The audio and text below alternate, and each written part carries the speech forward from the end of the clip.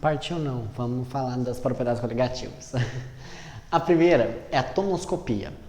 A tonoscopia é o estudo do abaixamento da pressão máxima de vapor. Pressão máxima de vapor? Carinhosamente chamada por alguns autores de PMV. O que é pressão máxima de vapor? Vamos lá, meus queridos.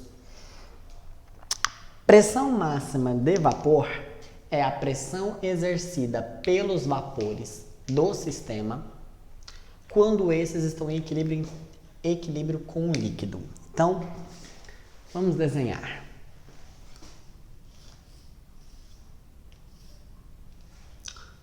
Começa a evaporar, tem vapor, líquido. O líquido exerce pressão e o vapor também. Então, a pressão que esse vapor faz sobre o sistema do líquido quando eles estão em equilíbrio é chamada de pressão máxima de vapor. Em outras palavras, é a pressão exercida pelo vapor do sistema, certo? E esse vapor veio da onde? Do líquido, do solvente, tá? Então, quando a gente fala de pressão máxima de vapor, é a pressão máxima que esse líquido pode fazer sobre a solução, tá? Quando eles entram em equilíbrio. Beleza. Entendida essa ideia, vamos voltar aqui, ó. Então, o que é tonoscopia? A tonoscopia é o estudo do abaixamento da pressão de vapor. Ele está falando pra gente que a pressão de vapor ela diminui quando a gente adiciona um soluto não volátil. Vamos entender algumas coisas aqui. Primeiro ponto. Quando nós falamos de pressão máxima de vapor, e eu construí um gráfico, pressão máxima de vapor em função da temperatura, eu observo que quanto maior a temperatura do sistema, maior é a pressão que aquele vapor vai fazer. Faz sentido, né? Maior a agitação das partículas, consequentemente, se tem maior agitação, mais pressão ela consegue fazer. O que é pressão? É uma grandeza física que mede o grau de colisão. Então, se eu tenho altas temperaturas, eu tenho muitas colisões, logo, eu tenho uma pressão alta. E aí essa pressão, lembrando, né? Não vamos confundir. Temperatura mede o grau da agitação e pressão mede o grau da colisão com as paredes do recipiente, tá? Então, o que nós temos aqui? À medida que a gente aumenta a temperatura, a gente aumenta a pressão de vapor. Então, a gente observa que a pressão máxima de vapor depende da temperatura. Um outro ponto, ela depende do líquido. Depende do solvente. Tem solvente que tem muita pressão de vapor. Por quê? Ele produz muito vapor. O que é falar que ele produz muito vapor? É que ele é muito volátil. Então, por exemplo, esse cara aqui, ó, quanto mais acentuada for a curva, a gente observa que numa mesma temperatura, ó, ele produz mais vapor do que o outro líquido. Então, a gente observa que o A, ele é mais volátil que o B. Então, quanto mais volátil, o que é ser volátil? Quanto mais vapor ele produzir, que evapora com facilidade, maior a pressão de vapor dele. Então, a pressão máxima de vapor, que é uma característica que depende da temperatura, ela também depende da natureza do seu solvente. Se o seu solvente é água, se o seu solvente é etanol, se o seu solvente é acetona, certo? E aí, o que acontece? Quando você pega, por exemplo, água, você pega acetona, você pega álcool e joga um soluto não volátil lá dentro e faz uma solução, a gente observa que tem um abaixamento na pressão de vapor.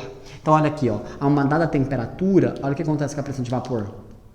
Diminui, ó. Antes era tanto e agora, ó, passou a ser tanto. Então, teve um abaixamento da pressão máxima de vapor.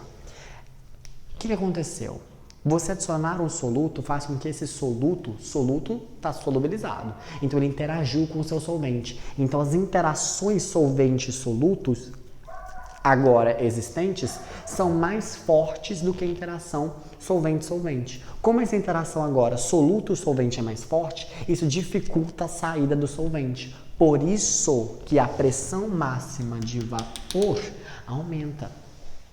Então, desculpa, ela abaixa, né? Aumenta foi ótimo, ela abaixa a pressão de vapor. Por quê? Você vai produzir menos vapor, porque aumenta a interação fica mais forte, né? E aí, o que nós temos que tomar bastante cuidado?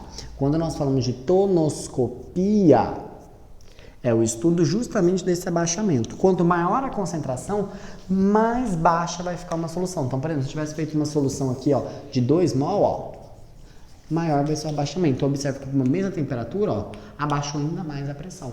Por quê? Mais soluto, mais interação. Quanto mais interação, mais difícil dela evaporar, certo? E um ponto importante que agora vai ser essencial para nós estudarmos ebullioscopia é o seguinte: para que esse líquido ebula, o que é ebulir? Sair do líquido e ir para o estado gasoso, pessoal, não confunda evaporação com ebulição. Ebulição é um processo forçado, é você converter tudo líquido para o gasoso. Evaporação é um processo espontâneo. Se você, por exemplo, colocar um copo com água e deixar ele aberto, você vai ver que com o passar do tempo, dos dias, o nível da água vai diminuir. O que aconteceu? Evaporou. É um processo lento e espontâneo, tá? Por isso que existe essa pressão aqui máxima de vapor, que é a pressão exercida pelos vapores que estão em equilíbrio com o seu líquido, tá? Uma coisa interessante de vocês pensarem é o seguinte: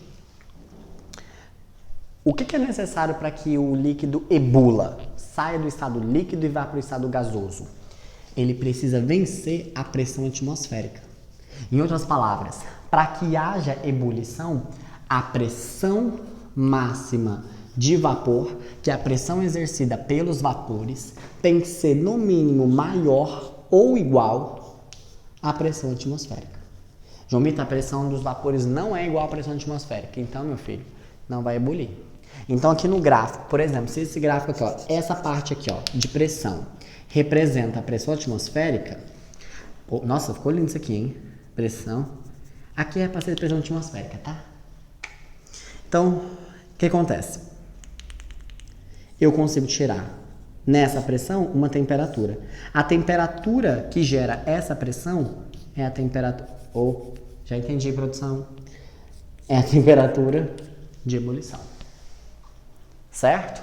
Então, a temperatura que faz com que a pressão de vapor fique igual à pressão atmosférica é a temperatura de ebulição. Nessa temperatura, ele ebule. Certo?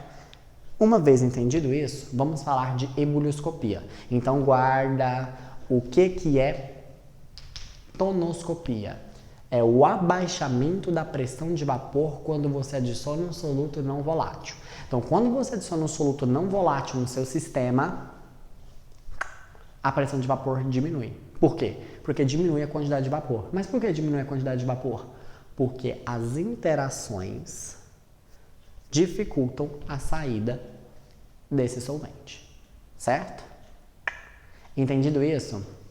Vamos ver ebullioscopia.